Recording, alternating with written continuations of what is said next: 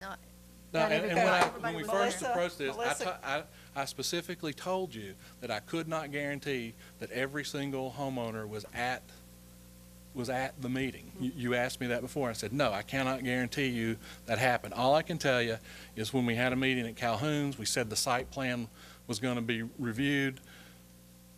2 seconds, 10 seconds passing. Then we had one on site, and the same thing happened. We had a discussion about things under review at Farragut. Like I said, we did not get out a huge map.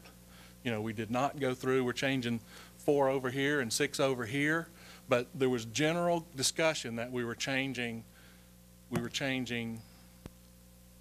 attached homes to detached homes. And the first initial plat, we had 5 attached homes, and that we were going to try to get more detached homes.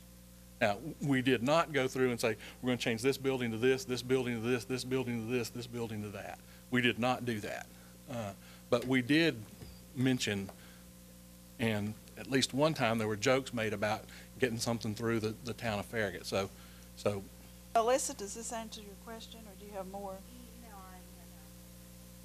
No, Ed, could you restate what you had said before? Well, to go back, this, the birth of this thing was kind of out of a reaction to an issue, and in time, lends certain perspective to things. The mayor has excellent comments, and I agree that requiring all signatures can be onerous too, and especially, and I know, the familiarity with like changing covenants and percent just to get 70% or something like that, and you've got absentee owners, and it just never happens.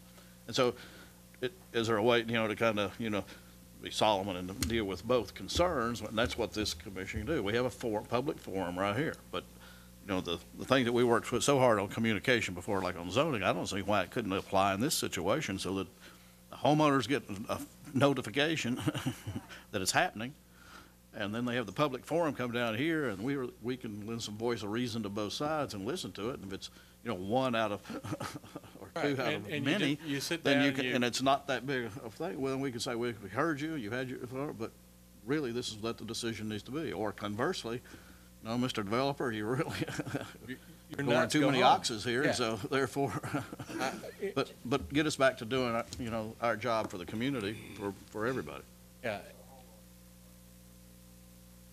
And that's really what we're trying to do, is come up with something that's working. I mean, not looking at your specific associate. Right. I'm not, questioning, your integrity or anything else, but it would get you off the hook relative to communicate or not communicate. Right. I think that's what I suggested the first time up here, was that you be required to give notice to the homeowners. Yeah. So do you have any?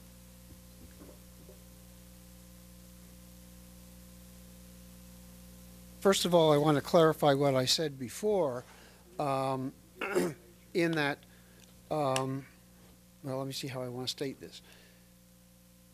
I was suggesting that we maintain the signatures, but I would also agree with the comments that were made that there should be something other than a unanimous requirement. There shouldn't be just one person that could. And it'll get worse if there's, say, 70 homeowners, and still it's one person that can change the views of all of those. So I think you have to do something about that. And I guess the other thing is there's a little bit disagreement here as to how words are interpreted. And I think what I see lacking is a understanding of agreement by parties. Let me just give you an example. Reading from the minutes of your last meeting. I've got the minutes. It says, Ken Russell, representing the owner, stated that homeowners were aware of and supportive of the amendment. Now, Ken explained to you that he brought this up at 2 different meetings, but you did not hear him once say that he brought up this issue of changing from multi-units to single dwellings. It was a report that there were things that he was going to be proposing to you folks. We didn't know when. We obviously knew where, but it was left for us to discover. And then it goes on to say, by consensus, The Planning Commission agreed that all homeowners should be notified of public meetings and proposed changes to concept plans and preliminary plats. Mayor McGill moved to approve the amendment to the concept plan, subject to staff's recommendation. Commissioner Hollyfield seconded the motion, and the motion passed. Well, do you think we were told of tonight's meeting? We weren't told of tonight. Then that was agreed at your last meeting, that the homeowners would be informed. Ken, in the community news, we have a new newsletter, pointed out that currently TOF policy requires the signature of all homeowners in the PUD to consent to such a change. The TOF intends to consider modifying or removing that requirement at its November meeting. Now, that would be a form of an announcement, but then we had to go find out, well, what week do you meet? And there was no general statement sent to the homeowners to say, this is an opportunity to come and hear yourself heard. And so the truth lies somewhere between statements that you've heard tonight as far as interpretation, what was said, and interpretation of what that message really was and to whom. Thank you.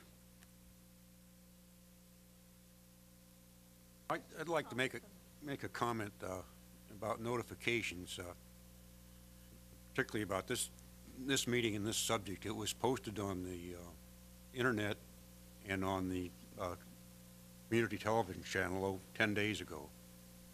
I mean, unfortunately, I think residents and all of us have some duty to take a look at the announcements that are put out, they're published in the paper, they're on the internet and all those places, and not expect to be spoon-fed on everything. And I would just add to that, because this communication issue is a long-time issue, and have worked on a committee once before on that. I agree for that, for the the kind of the general population and keeping a pulse on what's going on in the community. But directly affected people need to have direct communication that something's happening, because I know in this information, we're all inundated with information, and to say that everybody ought to routinely just look at that and try and deduce that they need to be here is I think asking too much of people who are directly impacted. And, well, and you said internet. A lot of people don't have internet. I mean, not everybody has them. Well, they do have, well, some people don't have. And things about, like the homeowners association, there's been instances where we've had citizens come down from in the subdivision who disagreed with their homeowners association. So these people are agreeing to something, but that's representing 10% of the whole subdivision. So we've had seen those issues too. So, I mean, it sounds good in theory sometimes, and there are good subdivisions who really communicate with their people. But anyway, I'm talking about this as a discussion item. Yeah. And we're not really doing anything other than gathering information. And I'm not certain that it's necessary to send a written notice to every resident. I would recommend, just as a town. I'm talking about the town, I'm talking about the people who are directly affected. That would be the homeowners as a developer, of record in that subdivision. I would think whoever is the proponent of change ought to have the duty to send written, a written, and part of it, communicate. I've been in a lot of situations where people, you hear different things when you sit at the same table. And you also, for me, I'm involved in this. I thought we had a great disclosure that this meeting was going on by putting it in the newsletter. Town of Farragut is considering. It'll be at the November meeting. To me, that's a bunch of information. To Mr. Brecky, it's like, and I don't think this way. When's the meeting? What time is the meeting?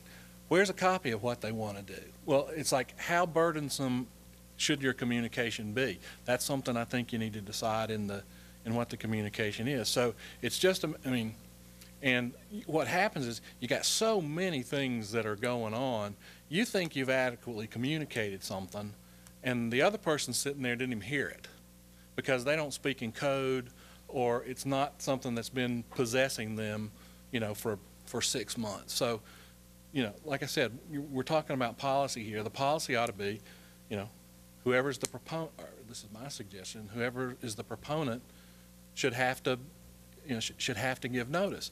Now, again, what we got to remember, one of the reasons that, we didn't go banging a drum is we knew we had to go get everybody's signature anyway. I mean, separate that from, we got concept plan that we don't have to have anybody's signature on. I mean, and that's just not, that's too onerous. But actual plat, we got to have their signature. So we knew we were going to have to go to them, with something that's written up and say, here, this happened on this day. This is the plat that we want. Here's what Ruth has signed off on as the resolution, and would you consider it? We knew we had to do that. So we didn't go out and, boom, boom, boom, boom. I mean, we mentioned it because we knew we were going to have to come back to everybody. I mean, so the problems that we're talking about really don't impact the change that you guys approved. We got to get everybody's signature, and we knew it. So, we didn't make a big fanfare. So, and so you got to And yours is a kind of a specific case, and it is a data point, but it's that just a data point. And I think I really think you're going to have more developments like this. This is the wave of it, and this is the way people are going to live. Half of our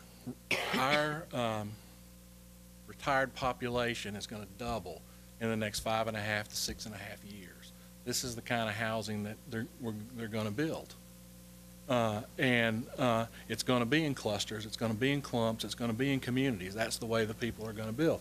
And the wave is those communities, and they have a nurse, they have a dietitian, they have 3 or 4 people that actually live there and are paid by the homeowners to live there, so that you don't live in nursing homes and you don't live in assisted living. So you're going to have more mass developments. Well, Farragut may not, there's not that much land to build on, but these are the kinds of things, and if you lock people in where one person, you can't find them, they're in Alaska, or I've made Mr. Brecky so mad that he'll never do anything I want, but, that's just not the way it ought to operate. Ruth, where do we go from here? Basically what I think we all agreed before last meeting even that we need to amend the subdivision regulations. I have felt that way, like I said, the lighting, residential lighting I had brought back and said, good, but it was still kept as adopted as a freestanding approval. What I'm hearing is a mixture of things about still wanting the homeowners to sign off on it, but not requiring 100%, wanting notifications, that directly impacted people need to be directly notified. So I plan on doing a subdivision regulation. I just need to have it a little bit fine-tuned as to break this down into, and some of this came from Mr. Brecky, some of it from everybody else, but do you want to have a percentage of homeowners that sign off on it? And the reason I'm asking that is something that Ken touched on, is that as our population ages and our meetings are at 7 o'clock at night and it is the dead of winter, some older people do not want to get out and drive in the dark, or they may be medically that they cannot drive in the dark, so they don't come to a meeting. The other issue is that I don't agree with it, and I'm using, just as an example, I don't agree with it, but nothing scares me more than standing up in front of a crowd, of a public meeting, and saying something. When asked of people what is their biggest fear, by far the number one fear that people have related to is speaking in front of a group of people. Now, obviously, that is not a fear for those of us. Well, it probably is a level of feardom for all of us sitting here, but it is not something that you would make a decision to avoid. But it is a fact that is a statement of fact. Studies have shown that people are afraid to talk in public meetings.